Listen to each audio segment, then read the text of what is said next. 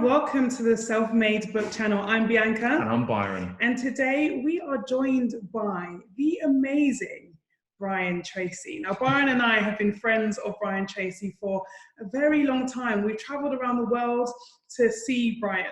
Absolutely. We've gone to the talks, we've been to the masterclasses, and finally we wanted to share some of his amazing experience with you guys. So Brian, thank you so much for your time. Well, thank you. It's a pleasure to be with you. So I guess the first question, we have so many questions for you, and we've got a short amount of time, but I just wanted to talk about one of the topics you speak about a lot, which is time management. And I just wanted to open the conversation about why you feel it's so important. Well, in life, in our competitive society, your ability to get results that people appreciate and are willing to pay for is the key to your success and happiness. We are only happy when we feel that we are contributing or making a difference in the lives of others. And time management is how you organize your life so that you are making a valuable contribution to improving the lives of other people. Very simple things based on economics. And the idea of contribution is so essential that, for example, each person has a self-concept, a sense of themselves, a self-image, and a feeling of self-esteem, a personal value. And these are more important than anything else in success. And what we find is that the core foundation of your self-esteem is the fact that you feel you're making a difference in helping other people, which means that you're doing your job and you're doing it well and you're doing it better and more of it than others. So that's what time management comes down to. Is you can accomplish a little or you can accomplish a lot. And what I teach people is to accomplish a lot. Yeah, absolutely. So if you had 1 hour to improve my day, where should I start? Well, you always start. I'll show you this down. This is one of the great miracles of success. It's a yellow pad. Yes. They did a survey of 50 business owners, and they asked them, what do you use to organize your day and your life? 49 gave this. They said, we use this. So I've used this all my life. What you do is you write down basically the date at the top. You make a list of everything that you have to do in the course of the day. You organize the list by priority, and you start with the most important thing, and then you work on that nonstop until it's complete. Very simple. And yet it takes discipline, determination, it takes practice, it takes all kinds of things just to determine your most important task and to start working on it and stay with it till it's finished. Absolutely. So I've noticed an array of books behind you there. Which ones would you say are your favorite books? That's not an answerable question. I have more than 6,000 books. And I continue to buy books every week. It's because today, with Amazon, you see a book or you hear about a book, and I read the press every weekend that reviews books. And basically, if you want a book, you just go click on your iPhone, and the book is delivered the next day. Yeah. And so now they say that human beings are creatures who buy more books than they know that they will ever live long enough to read. Yeah, it's so true. And that's what we do. And successful people, interesting thing about books, they say if you go into the homes of successful people, you'll find books everywhere, bookcases, bookshelves, and so on. You go into the homes of poor people, what do you find? The biggest television set that they can afford. You see almost no books in the homes of poor people. People who are wealthy read all the time. Now, by reading all the time, it means that they have more knowledge and more skills than people who don't. Warren Buffett reads about 5 hours a day. He reads about 500 pages. He basically just consumes books. And he says that the habit of reading is what has made him wealthy. His partners, Charlie Munger, who's written a fabulous book on it, says if you're not reading, you have no chance in the 21st century. And I've known that since I was a child. I've been a voracious reader. And my children have had the good fortune of growing up seeing me and my wife, Barbara, reading all the time. everywhere they go, there's books everywhere. Then mail comes in, there's another book. There's books on shelves and books on tables and books behind me. You see behind me, I'll just move this. You see this, I can actually turn this around. You see there's books everywhere. You'll Oh, find wow. every one of these bookshelves is double stacked. So there's two sets of books there. Oh, wow. There's books, there's stacks of books on the floor. There's books in my book. And this is just a small part. I have books downstairs.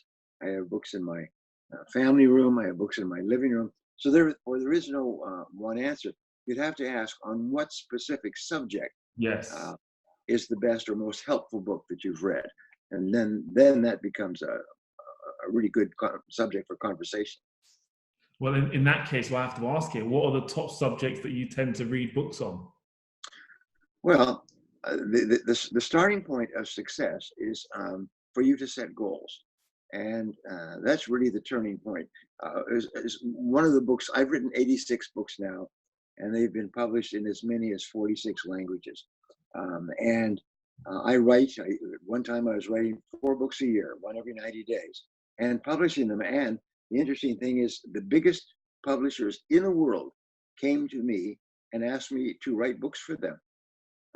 And I said, well, that's an incredible honor.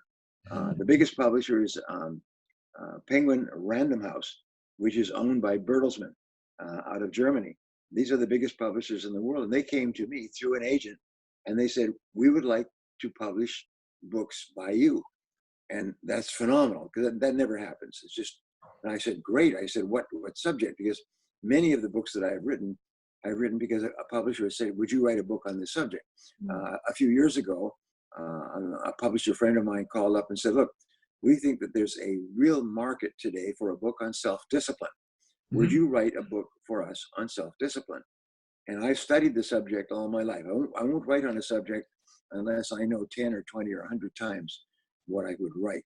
I said, sure, absolutely. And they said, what we want is a small book on self-discipline. And because that was their niche in marketing, is they have what they call coffee table books, which have a lot of pictures and cartoons and so on. So I said, all right, I'll write you a book on self-discipline, but I want to keep the rights to expand the book and make it a really big first-class book on self-discipline. Would that be okay? And it was okay. So now I had a contract with one publisher for a shorter book on self-discipline, and then then very quickly I called a couple of other publishers and I said, would you be interested in a book on self-discipline? And one of the top publishers in New York, Pegasus Publishing, said, absolutely. So I wrote a book for both of them. I am now the best-selling author in the world on self-discipline. Yeah. And I wrote the book. It's called No Excuses, The Power of Self-Discipline. And people literally say it changes their life. Changes their life for all over the world in every conceivable language. People say it's unbelievable. It basically takes you step by step through living a very well organized, confident, positive, optimistic, high self-esteem type of life. And I know that it sells well because I get royalties. And it's an interesting thing when you're an author, you get royalties every 3 or 6 months. Yeah. So I can tell the book is selling well because of the royalty checks. And it really sells well. My best-selling book is on time management. It's called Eat That Frog. Yes. And this is a small book. It's about 110 pages. And it has sold 10 million copies worldwide. It's the biggest best-selling book on time management in the world and continues to be. Even today, it just continues to sell year after year after year. And we've now written the book 3 times. The third version of the book is coming out because technology has changed dramatically. When I wrote the book, all of time management was basically making lists and planning and organizing. But today we have technology. Is so much of managing your time is putting things into your computer, using apps, using programs, having different programs reinforcing other programs and so on. So as time passes, we write new chapters and consolidate old chapters. But again, you have to decide what kind of books you want to write. People are always asking me, can you help me to get published? And I said, no. The only way that you can get published is you have to have an agent. Yeah. And I have a book here, which is a book of agents, and it has more than 1,000 agents all over the world, mostly the English language, who represent writers who work with them and will go to publishers. Now, the interesting thing is the publisher will not talk to you. It's quite interesting. When I first started off writing books 30 years ago, what you had to do is you had to go and visit publishers. You had to send them copies. You had to email them, or at that time, write them a letter. Then you had to go and visit them personally and hand in hand and say, please publish my book. And since 99% of books fail, publishers' job primarily was to say no. They would look at it, quickly and say, well, this is really not for us. And different publishers specialize in different subjects. And so what you have to do is get an agent, and the agent will be someone who has had a star run, in that they have taken a book to a publisher, and the book has become a bestseller. After that, every publisher will talk to an agent who has brought some other publisher a bestseller. Yeah. And so I had an agent who took the book Eat That Frog to not the Eat That Frog. I'm sorry. What is that bestseller? Who Moved My Cheese? They took the book Who Moved My Cheese to a publisher. Several publishers said no, no, no. One publisher published it and sold 17 million copies. From now on, whenever this agent, very nice professional woman, whenever this agent calls up and says, I think I have a book and a writer for you, they say, come on down. We would love to see you. So what you do is you do what is called the tour in the US. And the tour is you go to New York with an agent, and the agent takes you around and introduces you to different publishers, and they ask you questions about the book and who is going to read it and how many copies do you think you will sell and so on. So I began writing a book every 90 days. And people say, well, how can you do that? How can you write so many books? Well, first of all, I read all the time. So I have an enormous amount of information. I write it and write it and write it and write it. And so I was doing a lot of seminars and audio programs, and I had an enormous amount of material. So I released my first book. My first major book was called Maximum Achievement, with Simon & Schuster. And after about 90 days, the publishers, the booksellers, the newspapers, radio, television, magazines lost interest in the book. They were not interested in interviewing me on it. I wasn't getting any more publicity. And I said, well, why is it that nobody is interested? I had a publicist, a person who approaches the various outlets to get exposure. They said, well, a book only has a shelf life of 90 days. It's like a window that opens up, and for 90 days, people are interested in it, and then the window closes, and they start representing other books, because there's so many books just pouring into the marketplace. Mm-hmm. So they'll give you a little bit of help. If it becomes a big seller, then they may have you back again. So I said, well, I mean, after 90 days, yes, after 90 days, they move on. The radios, television, newspaper, they move on. So I said, okay, well, how do I get publicity? Aha, I'll write a book every 90 days. Mm. Yeah. Which has never been done in history. I didn't even know that you don't do that. It's just, so I began writing a book every 90 days. And when somebody, a publisher would come to me, I'd say, I'll give you this book, but I'm going to have another book out in 90 days. And so therefore I would put a distance between them. So you would have this book in the first quarter of this year. Someone else will have that book in the next quarter, because publishers are sort of like going out with girls. They don't want to be having you have too many, have more than one book at a time. So therefore I would write a book, and then for this publisher, and I would work very hard with this publisher. Meanwhile, I'd write a book here. So I write a book here on sales. I write a book here on leadership. I write a book here on time management. I write a book here on goals. So basically I would write different books on different subjects that could be sold by different publishers to different audiences. And I had to keep juggling them. It's sort of like being in the circus. You're juggling and keeping them apart. And finally reached the point where the publishers started to come to me. And they said, I would like you to write us a book. So when this company Penguin Random House came to me. They said, we would like you to write 2 books for us. And I said, really? I said, well, what subject would you like me to write on? And they said, well, we don't have any fixed ideas. What subject would you like to write on? And I said, well, I've been thinking of 2 subjects that I think would be very interesting, very, very helpful to people. And they said, okay, can you write us a proposal for each of those subjects and send them to us, and we'll study the proposal, and if we like it, we'll go ahead with it. So I quickly wrote them a proposal, because I know how to write proposals. I wrote them a proposal, I sent it in. Within 3 days, they came back to me and they said, we like the book, we like the books. We'll take them, we'll send you a contract, we'll release 1 book in 6 months, and the second book 6 months later, which again, a good spacing between the 2. And the books were on different subjects, so they could come up with the same company. And so I did it. And then after the first book, they came back and they said, we like 2 more. 2 more. I said, have you got 2 more?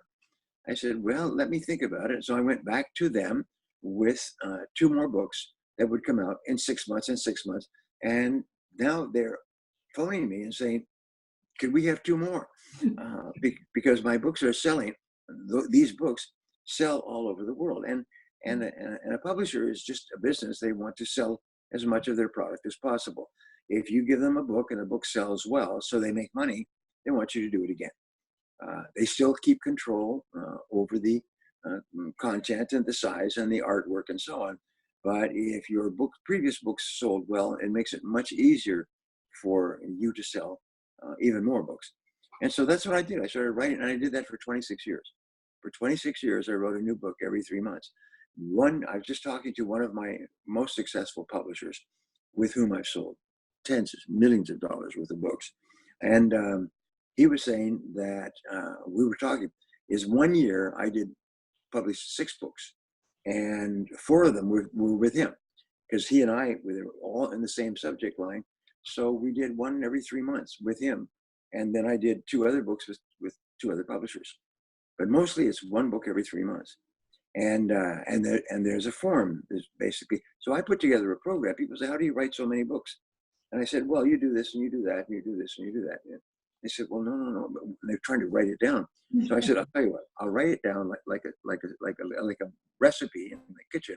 I'll write down a recipe for writing and publishing books. And I did. And I put it on my website.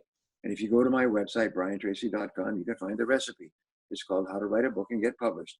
And then people said, this is really interesting. It was just 20 points, just a list of points.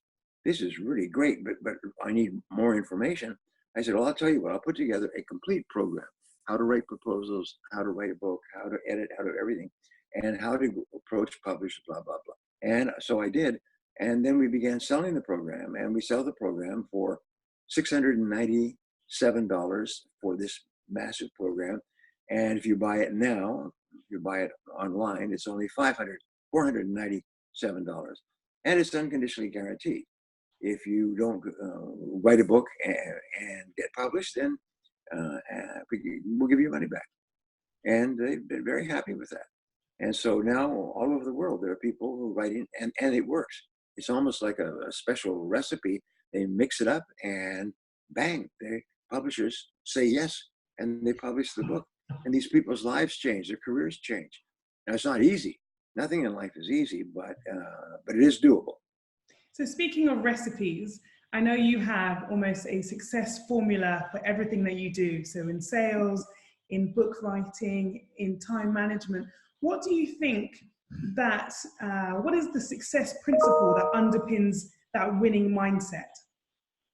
Well, I think that the starting point, and it's interesting, I just did a presentation for a company on Saturday, and these are the notes that I used. And basically what they are, I call them the 7 C's. And the first of the 7 C's for success is clarity. You must be clear about who you are and what you want. In other words, what are your strengths and weaknesses? What do you enjoy doing? What are you good at? What do you have the potential to be good at? And what are your goals? What would you like to accomplish? You know, I put my audiences through an exercise, and I guess I did this all day on Saturday. I'll say, let's start with an exercise and apply the C's to the exercise. And the exercise is become clear about what you want. And so let's have a goal, and the goal will be the common goal for everybody. Let's have a goal to double your income. Does everybody here like to double their income? And everybody says yes, and they're happy. I said, good. Okay, well, I'll show you how to double your income. And you've now taken the very first step in doubling your income, and that is you have decided to double your income. Now, this sounds very simple. It sounds almost ridiculous. But the number one reason why people double their income is because they decide to. Mm-hmm. And the number one reason why people don't is because they don't decide to. I wrote a book, a program and a book some years ago called Getting Rich in America. And I changed it to Getting Rich Your Own Way. But basically, it studied self-made millionaires, of which there are 30,000 self-made millionaires now. These are people who started with nothing. And 87% of millionaires and billionaires started with nothing and earned all of their money in the first generation. So I said, why is it that people don't become wealthy since we're living in the richest time in all of human history? And the answer is that they never decide to. They never decide to. People don't understand. This seems very subtle. They say, well, everybody wants to double their income, and everybody wants to earn more money, and everybody wants to be thin and happy and healthy and respected by others. Yes, but they don't make a decision to do it. They don't make a decision and then back that decision with hard work for a long, long time. Now, when I began speaking some years ago, I attended a conference, and the woman who was speaking says that if you want to be successful in speaking, you need to be prepared to invest 7 years. And it's interesting because I had read Peter Drucker, the management expert. Peter Drucker says it takes about 7 years to succeed in a new business. And the more I studied it, I found this magic 7. And here's what happens. In the first 2 years, you will lose all your money and you'll learn all of your lessons.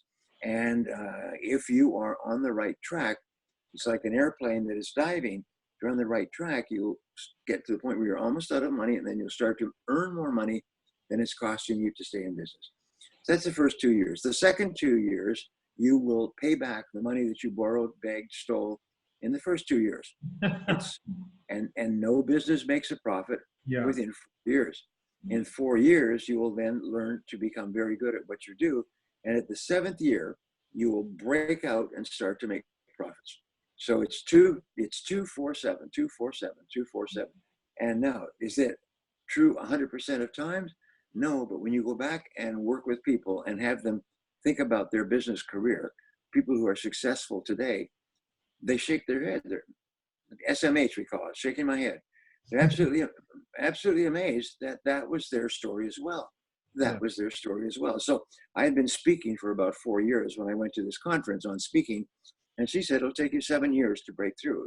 If you work really, really hard, nonstop, at the 7th year, if you're fortunate, you'll break through. And I said, no, that's not true. I've been working hard for 4 years. I'm not going to spend 7 years, blah, blah, blah. But it took 7 years.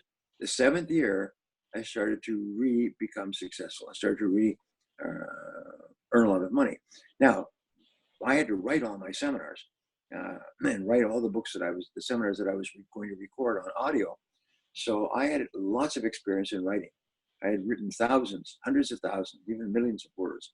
So then I started off with my first book, the second book, and the third book. And now I have to tell publishers, I'm sorry, I just don't have the time to write another book. I have so many other things that I just have to do. But just remember that if you are going to achieve something worthwhile in life, you have to make a decision to do it. Yep. You have to say, I'm going to double my income. And then I'll say, okay, you want to double your income. So we're clear about that. The goal is to double your income. Well, then there's a very simple principle. Once you have a goal, is don't do anything that is not consistent with that goal. Ask yourself, is what I'm doing right now helping me to double my income? And if it's not, stop doing it. And only do those things that are moving you towards your goal. Just like if you wanted to go from travel from one city to another, you get a road map and you get on the road and you stay on the road that takes you to the city you're going to. You don't take side roads. Yeah. There's a little expression that says that side roads are slide roads. And the great majority of people take side roads. They're like children, and they're very easily distracted by shiny objects. So the great majority of people, because of technology, they are constantly becoming distracted and spending time on little things that do not move them toward their goal. So I was talking to my group on Saturday, and one of my favorite stories is a story about Bill Gates, richest man in the world, Warren Buffett's second richest, and Bill Gates' father. And Bill Gates has a 25,000 square foot home in Bellevue, Washington. And he invited about 100 people to his home for dinner. And he and Bill Gates and Warren Buffett and the father, they're all good friends. And they're sitting there, then they're talking, they're chatting, laughing, and so on. And one of the guests came up, and there was a reporter, sort of reporters going around taking pictures. And the guest came up and said, "Excuse me, gentlemen, you're some of the most successful people in the world, first and second, and first and third in terms of being the richest people in the world. What would you say is the most important quality for success?" And all three of them stopped, and they all turned, and they all said at the same time, "Focus." Focus is the most important quality for success. And then they sort of looked at each other and laughed and smiled because they'd been talking about something completely differently. And it was, and you'll find that over and over again, when you listen to successful people, they'll come back to focus. My book, Eat That Frog, is basically has 21 chapters that shows you how to decide who you are, what you want, and then focus step by step on doing just those things that will get you towards your goal. And people tell me that it changed their life, that it made them rich, and they became millionaires.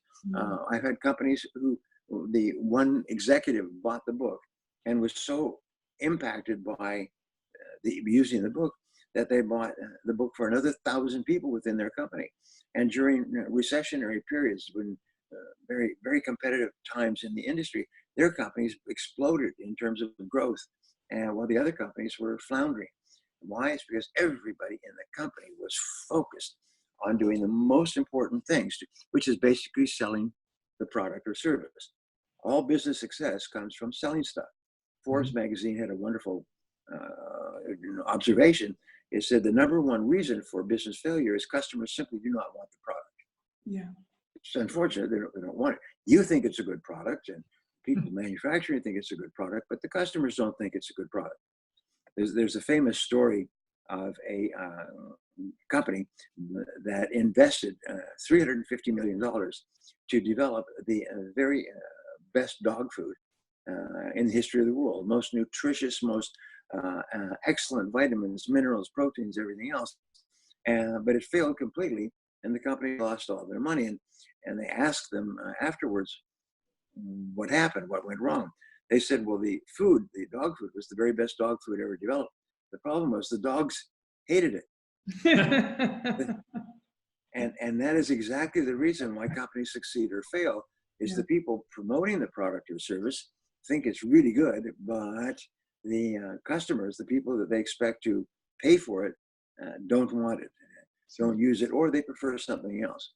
So therefore, the key to success in business is to sell more of your product or service. And so people say, well, how can I double my income? And I had many people, I've spoken to more than 2 million, maybe even 3 million salespeople, entrepreneurs, business owners in 83 countries around the world. And over and over again, I speak to hundreds, thousands of them. And I say, if you want to double your income, it's not that hard.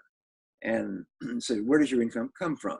Your income comes from a percentage of the sales that you make. So I will ask, how many people here work on straight commission, and explain to them that everybody works on commission. You get a percentage of the value that you create. If you sell a product, you get a percentage of that value. So if you want to double your income, what do? Well, you double the number of sales that you're making. Now, how do you make sales? Well, you call on more people. And how do you call on more people? You learn how to prospect much more effectively. I said there's 3 keys. There's prospect, which is talking to more people. If you want to double your income, talk to twice as many people as you're talking to today. How many people do the average salesperson speak to?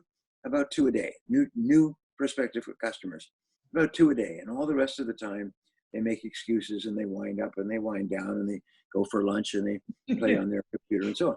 I say one of the great discoveries is I'll say, look around you in your office, and what is it that you don't see? What is it that you don't see in your office? And I say, well, the answer is you don't see any customers. Yeah. No customers inside the business. And Peter Drucker said this many years ago. There are no customers. There are no results inside the business. The results are outside in the market. So therefore, if you are in your office and you are not actually employed, you are unemployed. You are simply wasting your time and wasting the time of company, and you're wasting all your hopes and dreams because there's no customers in the office. So therefore, get out and see customers twice as much. Now, here's one of the discoveries that I did. I've done so much research. Is how many minutes does the average professional salesperson spend face-to-face with customers on an average day? And the answer is about 90 minutes. That's the average. So now that's the average, half or above, half or below. So therefore, you have an 8-hour day. The average is about 90 minutes. And the rest of the time, people spend their time, I say, warming up and warming down and getting ready to go and going for lunch and checking their email and shopping and everything else. But the fact is, they only spend 90 minutes a day. So here's a very simple way to double your income if you're talking to an entrepreneur or a salesperson, is to spend twice as many minutes face-to-face with customers. And I call it FaceTime. Your income is determined by FaceTime. And so therefore, if the average person is working 90 minutes a day, you make a decision that you're going to get face-to-face with customers 3 hours a day, 2 times 90 minutes. If you do that, by the law of averages, it's not an accident, it's just a matter of probabilities. Yeah. If you do that, you can make twice as many sales. And I've had countless people come back to me and they said, when you said that in your seminar 6 months ago, I said, that's a bunch of BS. That's a bunch of motivational, American, California motivational nonsense. Yeah. But I decided I was going to prove to you that you were wrong. And I'm going to write to you. Then I was going to write to you and tell you that you're full of crap. All right. So I went out and I kept careful track. You know that only the top 10% of salespeople keep track of how many minutes they spend with customers. All the rest of them don't know. How many minutes do you spend each day? And there's years and years, going back to 1928, there's research that shows that the best salespeople track the number of minutes they spend. And they know day by day, week by week, how many minutes they're spending with customers up and down. And so he began to track. And within about 2 or 3 weeks, he was spending twice as much time. He just simply said, I'm going to focus. I'm going to prove that guy doesn't know what he's talking about. And he said, for the heck of it, was my income doubled? He said, so I couldn't write to you. So within 30 days, I've been in my field for 10 years. Within 30 days, I was earning twice as much as I'd ever earned in my life. And it was much easier because the more you work on sales, the better you get at it. And the better you get at it, the easier it is. And the easier it is, the more sales that you make. And the more sales you make, the more motivated you are to make even more sales, call in more customers, see more people, and so on. And so we come right back to the key to time management is to be very clear. One of the C's is clarity. The second C is competence, is that you have to be very, very good at what you do. And in every business, there are 3 core skills. I call them the golden triangle. And there's 3 core skills, and you have to be absolutely excellent at each of those 3 skills. Now, in selling, there's 7 skills, but they're built around the big 3. And the big 3 are prospecting, presenting, talking to people, and closing, asking them to make a decision. Prospect, present, and close. If you're a sales manager, then or any kind of a manager, your big 3 are you recruit good people, you train them thoroughly, and you manage them continually. 1, 2, 3, 1, 2, 3, 1, 2, 3. 3 is a magic number. And so if you want to be successful, you say, all right, in what areas do I have to be absolutely excellent in order to be successful? In what areas? And of all the areas, we say, imagine that you could wave a magic wand and within 24 hours, overnight, you could become absolutely excellent at any one skill. If you could become absolutely excellent at any one skill, what one skill would help you the most to double your income? What one skill would help you the most to double your income? And that answer is usually very clear. It pops out at you. You know, when I ask you this question, you're already thinking the one thing that you could do if you did it really, really well you'd earn twice as much as you're earning. It's true. Everybody knows what it is. It's not a secret. Now, it may help you somebody that you like and trust if that is true, because sometimes people get the wrong idea, but in most cases, you know what it is. Yeah. Well, then what you do is you set it down as a goal. Your goal is to become absolutely excellent in this area. And you make a list of everything that you can do. Read, listen to programs, go to courses, and so on to become excellent in this area. And then you put your whole heart into becoming really, really good at that one skill. And that sometimes just becoming very good at one skill will double your income. Yeah. And then once you have mastered the skill and people say, geez, you're really good at that. Saying, okay, now it's time to move on. Now, what one skill would help me the most? Now, what one skill would help me the most? And so it's really, when I explain it to you, it's not that complicated. Yeah. The only thing that holds us back is we doubt ourselves. Yeah. We doubt ourselves. If I said, here's a magic pill, you take this pill and within 30 minutes, you're going to be absolutely excellent at any one skill that can help you to double your income. And you believe me. And by the way, it's really interesting. I was talking to one of my doctors recently about the placebo effect. 50% of the effect of medicine today is placebo, is people believe that it's going to work. And so they've done all kinds of experiments. And they said, here's a pill. And they said, this is a placebo, okay? This pill will take away your pains, increase your energy, and help you to sleep better. But it's really not a real pill. It's just a sugar pill. Yeah. It's just a sugar pill, but this is what we say it is. And the person said, give it to me and I'll take it, I'll take it down. I said, geez, I feel so much better. They said, no, it's a sugar pill. It's a sugar pill. Yes, but I feel I have so much energy. My pains have gone away. It's the most amazing darn thing. And this, my doctor, who's a specialist in pain, says, even if you tell people that this is a placebo, even if you tell people that it's all in your mind, your mind is so strong that you'll still get the benefit. Yeah. So if I told you that you have the ability to be one of the very best people in your field and to earn twice as much as you're earning today, and then twice as much again, and then twice as much again, you stay on the same route, and you believe me, then what will happen is your whole life will change if you believe me. There's a wonderful story about Mary Kay Ash. And Mary Kay Ash was a Texas woman, divorcee, 2 children, lived in Dallas. And she was doing a side business. She was working as a waitress or something. And she got into a cosmetics, multi-level marketing cosmetics business. And she sold cosmetics. She did little parties for women and so on. And as a result, she went to one of their annual conventions. And they had a big speaker at the convention who came in to motivate everybody. And then after the speeches and everything, everybody went away and the speech was really great. And she was just a little Texas woman. And she waited in line. There's a long line at the stage. She waited in line to meet and shake hands with this speaker, this big shot speaker.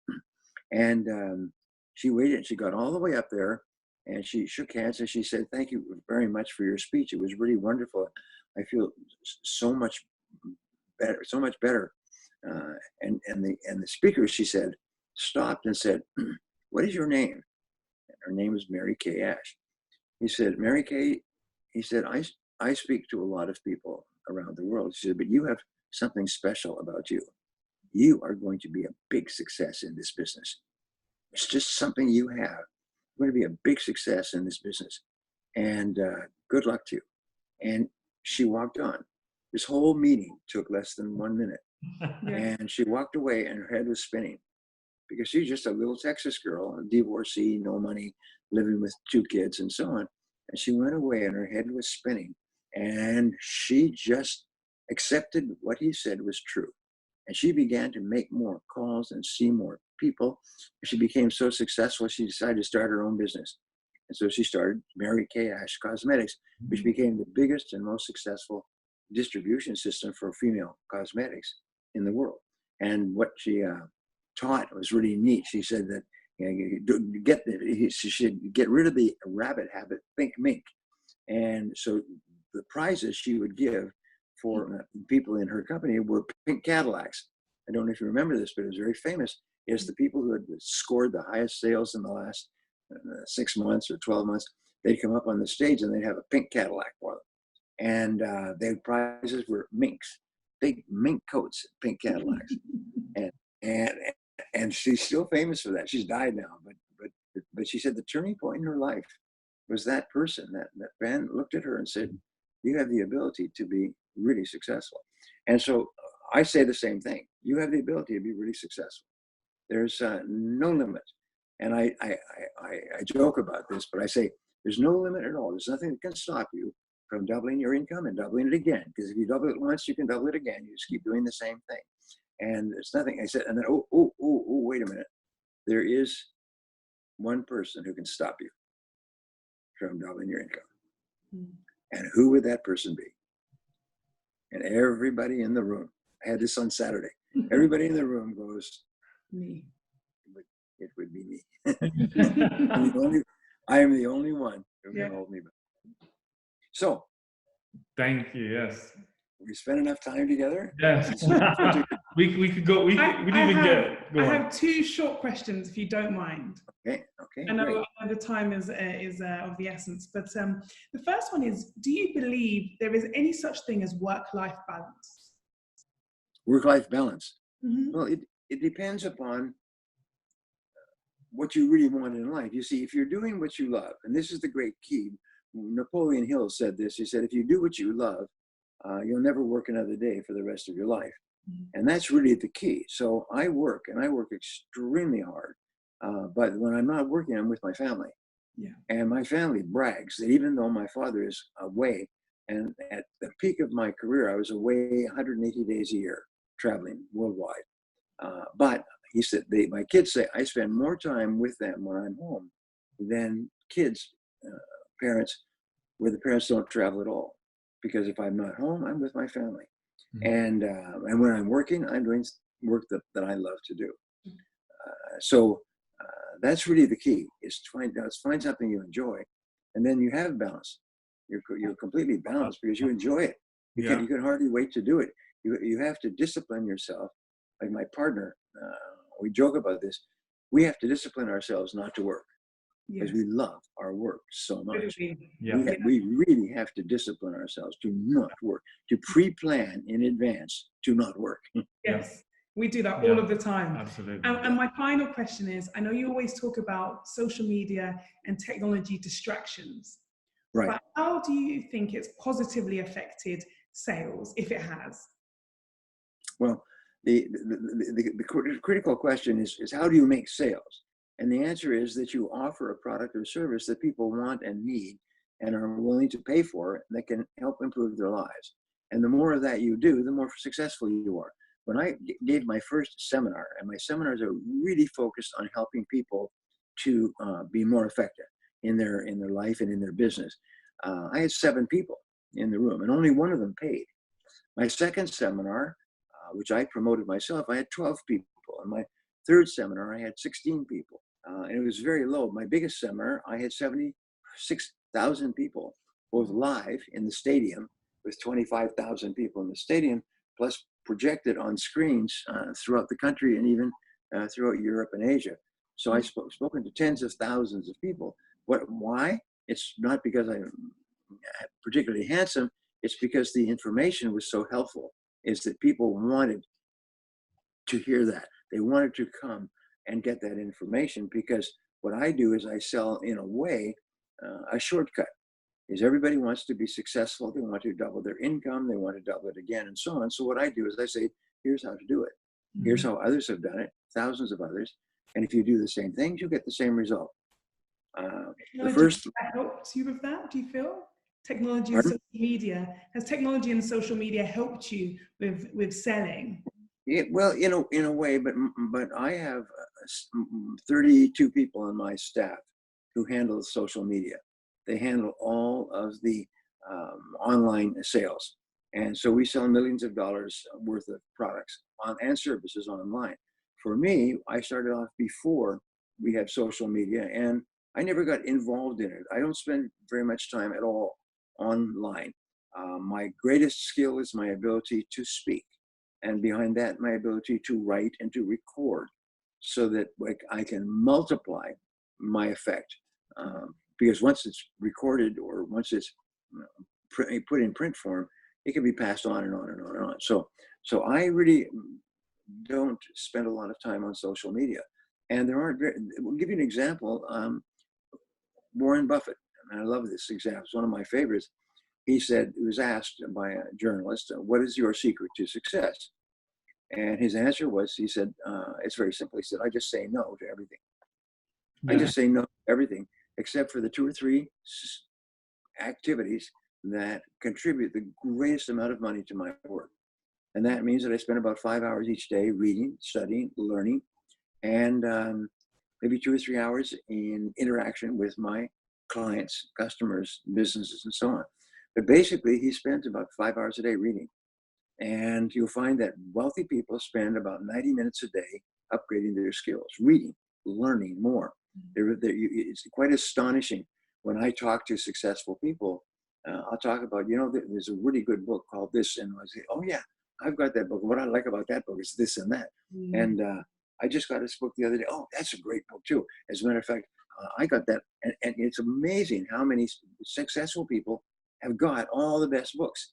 They read them, they buy them, they read them, they listen to audio programs, which they now get from Audible and so on.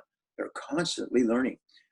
There's about 2,500 and something self-made or billionaires in the world today. Of those, 87% are self-made. This is a subject that I study. And of those, they all have certain habits in common. One of the habits they have in common is that they get up by 6 a.m. each morning. And then they exercise. Physically, they take good care of themselves. They eat well. They plan their days thoroughly in advance. And they work about 10 to 12 hours a day. And they work about 6 days a week.